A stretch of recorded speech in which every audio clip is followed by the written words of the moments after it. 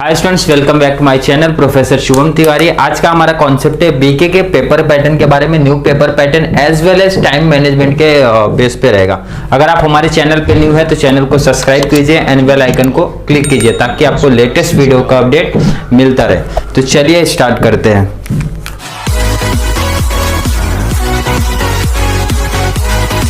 तो कॉन्सेप्ट पहले क्या आपको देखने का है, टाइम मैनेजमेंट के बेस पे पहले तो आपको चैप्टर्स देखने हैं, पेपर पैटर्न देखना है, क्या दिया गया आपको, न्यू पेपर पैटर्न्स में चेंजेस किए गए हैं पेपर पैटर्न में, जैसे कि मैंने यहाँ पे लिखा है।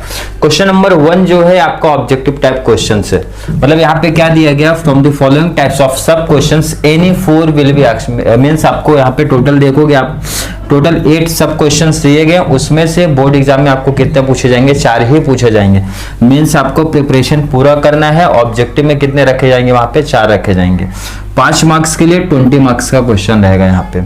अब ये जो ऑब्जेक्टिव लिखा गया है मैं एक बार रीड कर देता हूँ। क्या यहाँ पे लिखा गया, select the correct option, means आपको ऑप्शन दिया रहेगा, करेक्ट ऑप्शन जो भी आप करेगा वहां पे आपको सेलेक्ट करना पड़ेगा। गिव 1 वर्ड, मींस आपको 1 वर्ड लिखना पड़ेगा, सेंटेंस लिखना है, देन आपको वहां पे उसका 1 वर्ड का आंसर लिखने का है। स्टेट ट्रू और फॉल्स विथ रीजन, जो आपका ट्रू एंड फॉल्स आने वाला है विथ रीजन लिखना है आपको। मींस ट्रू अगर आप दे रहे हो तो भी रीजन लिखना है, फॉल्स दे रहे हो तो भी रीजन लिखना है। मींस ट्रू फॉल्स में आपको रीजन भी ऑलरेडी बताने का। Find the odd one, odd one means आपको वहां पे 4 एग्जांपल्स दिए गए रहेंगे, उसमें से जो ओड वन रहेगा वो आपको फाइंड आउट करने का। फॉर एग्जांपल आपके एग्जांपल्स दिए गए हैं लायबिलिटीज के, तो उसमें एक एसेट्स भी इंक्लूड रहेगा, तो आपको एसेट वाला मींस ओड है तो वो आपको फाइंड आउट करके आंसर लिखना है। कंप्लीट द सेंटेंस, ऑप्शन नहीं रहेगा, डायरेक्टली आपको सेंटेंस को कंप्लीट करने का है। आंसर दी 1 सेंटेंस, सेंटेंस लिखना पड़ेगा वहां पे। डू यू एग्री और डिसएग्री, एग्री एंड डिसएग्री पूछा जाएगा, रीजन नहीं लिखना है, सिर्फ एग्री एंड डिसएग्री आपको पूछा जाएगा। कैलकुलेट द फॉलोइंग, मींस आपको कुछ छोटा सा सम दिया रहेगा, वो आपको उसमें क्या करना पड़ेगा, कंप्यूट करना पड़ेगा, मींस उसको कैलकुलेट करना पड़ेगा वहां पे। एंड सेकेंड लास्ट इसमें क्या दिया गया, बिल्स ऑफ एक्सचेंज का परफॉर्मा आपको दिया गया है, मींस परफॉर्मा आपने देखा रहेगा, वो आपको यहाँ पे रखा गया है। Last complete the following table, means आपको टेबल दिया रहेगा, उसको आपको क्या करना है, कंप्लीट करना है। टोटल आप देखोगे ऑब्जेक्टिव्स में मैंने क्या बोला, 8 सब क्वेश्चन है, मींस 8 सब क्वेश्चन आपको रखे गए, बट आपको एग्जाम में करना कितना, कोई एनी 4, मींस आपको 4 ही आने वाला भी है, और टोटल 5 मार्क्स का कितना हो जाएगा, 20 मार्क्स का हो जाएगा। क्लियर।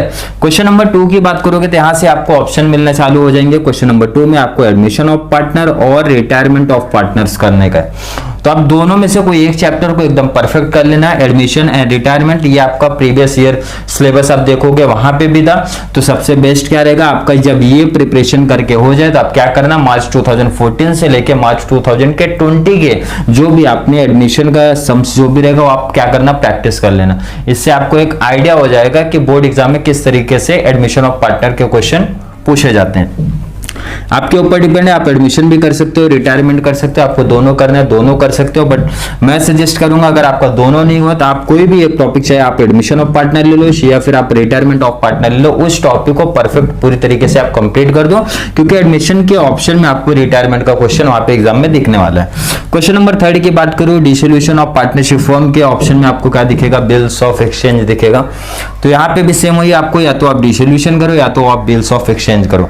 अगर बिल्स ऑफ एक्सचेंज करते हो तो ये आपका डिसोल्यूशन से कंपेयर करोगे तो ये इजी पड़ेगा आपको, क्योंकि डिसोल्यूशन ऑफ पार्टनरशिप फर्म में आपको लेजर भी करना है, आपको जनरल भी करना है, क्योंकि बोर्ड एग्जाम में लेजर भी पूछा जाता है और जनरल एंट्रीज भी पूछी जाती हैं। बट बिल्स ऑफ एक्सचेंज का आपने कॉन्सेप्ट देखा रहेगा, तो जनरल एंट्री के बेस पे 90% तो जनरल एंट्री के बेस पे हो सकता है किसी सब में क्या करते हो लोग ऐड करते हो, उसका लेजर पार्ट भी ऐड कर देते हैं। तो अगर आपने बिल्स ऑफ एक्सचेंज किया तो सेम वही जैसा आप मैंने यहाँ पे एडमिशन के बारे में बताया, मार्च 2014 से लेकर 20 तक का जो भी आपके पास के बोर्ड के क्वेश्चन है उसमें से आप बिल्स ऑफ एक्सचेंज के क्वेश्चन क्या कर लीजिए, सॉल्व कीजिए, तो आपको एक आइडिया चल जाएगा कि बिल्स ऑफ एक्सचेंज का क्वेश्चन कैसे आएगा।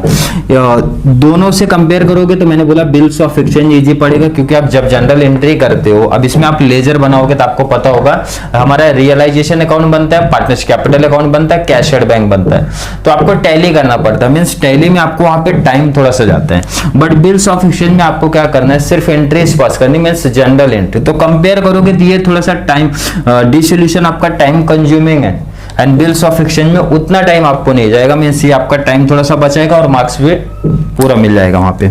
Question number 4, issue of shares versus computer accounting, तो ये आपका कंप्यूटर अकाउंटिंग वाला जो चैप्टर है, थ्योरी है, तो वो पब्लिक क्या करती है, इश्यू ऑफ शेयर्स, क्योंकि ये प्रैक्टिकल आपका क्वेश्चन है, यहाँ पे पूछा जाता है। तो कंप्यूटर अकाउंटिंग थ्योरी है, थ्योरी कोई करता नहीं है, तो इश्यू ऑफ शेयर ही यहाँ पे क्वेश्चन नंबर 4 में पब्लिक करने वाली है। कितने मार्क्स का रखा जाएगा आपका, 8 मार्क्स का रखा जाएगा।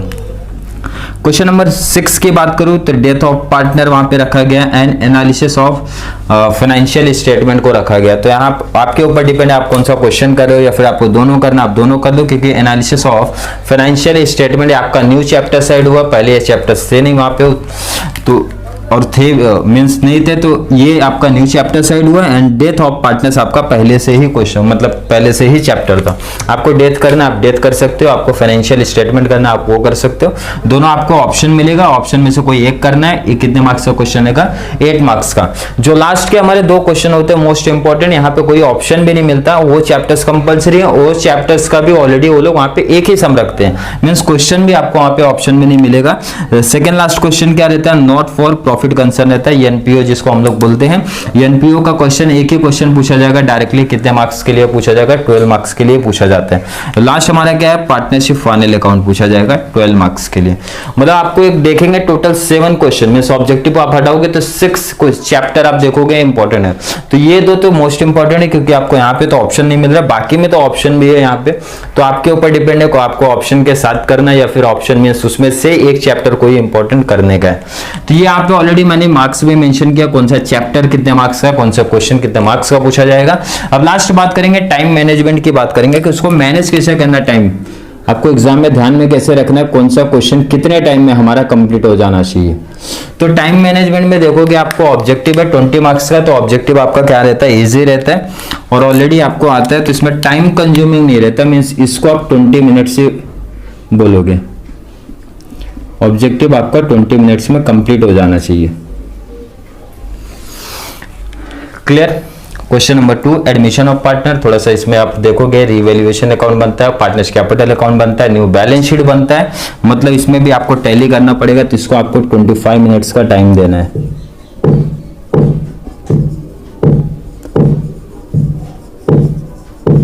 ये मैं मैक्सिमम टाइम लिख रहा हूं 20 to 25, अगर आपका परफेक्ट है तो 20 मिनट, अदरवाइज 25 मिनट्स लास्ट है, 25 मिनट से ज्यादा आप वहां पे नहीं दे सकते हो, नहीं तो अदर क्वेश्चन के जो टाइमिंग है वहां पे कमी हो जाएगी। Question number 3, dissolution of partner versus bills of exchange. इसमें मैंने बताया अगर आपने बिल्स ऑफ एक्सचेंज किया तो इसका टाइमिंग भी सेम है 25 मिनट्स ही है, बट आपने बिल्स किया है तो इसका टाइमिंग आपका ऑलरेडी एग्जाम में जल्दी कवर हो जाएगा, मीन्स 15 to 20 मिनट्स में आपका बिल्स ऑफ एक्सचेंज कंप्लीट हो जाता है। और मैंने बताया कि ये जो मैं टाइम यहाँ पे मेंशन कर रहा हूँ मैक्सिमम टाइम है, 25 से ज्यादा आपको कंज्यूम नहीं करना वहां पे।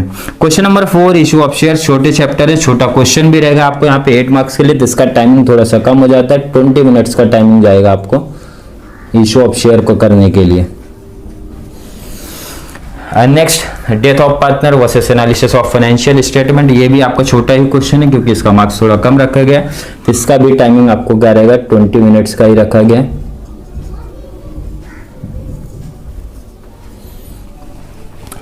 लास्ट के दोनों रहते हैं हमारे not for profit concern and partnership final account, इसका मिनिमम टाइम रहता है 30 मिनट्स, मतलब 30 मिनट्स के अंदर आपका हो जाना चाहिए, बट मैक्सिमम दोनों क्वेश्चन के लिए आपको 35 मिनट्स मिलते हैं। फाइनल के लिए भी मैक्सिमम टाइमिंग आपको 35 मिनट्स है, एंड पार्टनरशिप फाइनल अकाउंट के लिए भी एंड एनपीओ के लिए, दोनों के लिए 35 मिनट्स हो जाते हैं टाइमिंग। तो आप जब टाइमिंग का टोटल करोगे यहाँ पे, तो टाइमिंग का आप टोटल देखोगे एग्जैक्ट 180 मिनट्स हो रहा है।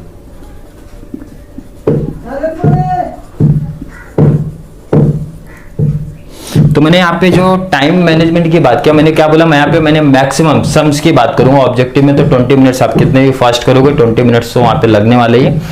सम्स की बात करूंगा, यहाँ पे मैंने मैक्सिमम टाइम लिया क्योंकि बहुत सारे स्टूडेंट का एडमिशन भी जल्दी टैली होता है। बिल्स ऑफ एक्सचेंज सेलेक्ट किया तो मैंने बोला 15 to 20 मिनट्स में आपका बिल्स ऑफ एक्सचेंज भी हो जाता है। फाइनल के लिए भी मैंने टाइम बताया, फाइनल एंड एनपीओ वाला जो कॉन्सेप्ट है 30 मिनट्स में तो हो जाना चाहिए, बट फिर भी मैंने मैक्सिमम टाइम के बेस पे 35 मिनट्स रखा है। तो इसी के बेस पे जब आप एग्जाम में प्रिपरेशन करो या फिर आप पेपर से प्रैक्टिस कर रहे हो, तो ये टाइम आपको ध्यान में रखना है, इतने टाइम में आपका ये क्वेश्चन हो जाना चाहिए। तो इस तरीके से आपका बीके का इस 180 मिनट्स मींस 3 आवर्स में आपका पूरा पेपर क्या हो जाएगा, कंप्लीट हो जाएगा। Thank you so much.